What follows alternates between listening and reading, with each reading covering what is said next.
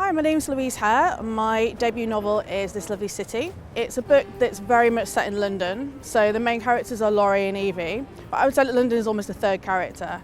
I've set a lot of the scenes in what I consider iconic places in central London and also around South London.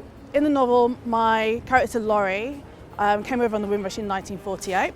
He's 2 years into his journey, so the bulk of the novel is set in 1950. At that point, he sort of fallen in love with the girl next door, who is Evie. And towards the beginning of the novel, Laurie meets his friend Aston off the train at Waterloo. Part of the reason I wanted to include Waterloo in the novel was sort of as a tribute to Sam Selvin's The Lonely Londoners, which was sort of a novel that I sort of came back to when I was researching my own novel, just to sort of recapture that idea of what it was like to live in London and to be a newcomer from the Caribbean at that time.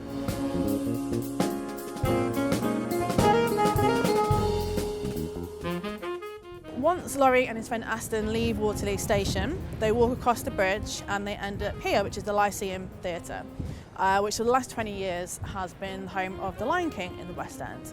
So the Lyceum has been a theatre for almost 200 years, but actually just after World War II it was turned into a ballroom. And this is why Laurie's coming here, because his band play here once a week.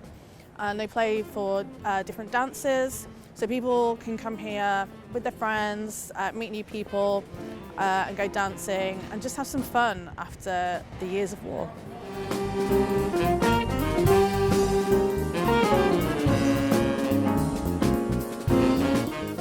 So now we're here in Soho.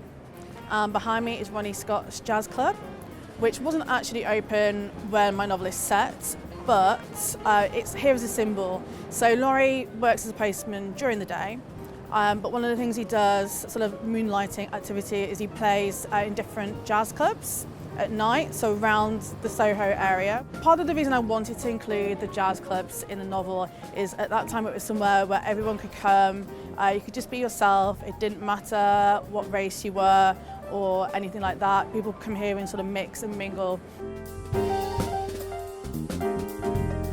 The opening scene of the novel is Laurie coming out of a club just like this one behind me in the early hours of the morning, heading to Charing Cross Road where he'll catch a night bus home to Brixton, but little knowing that the very next day he'll make a discovery that will threaten all of his future plans.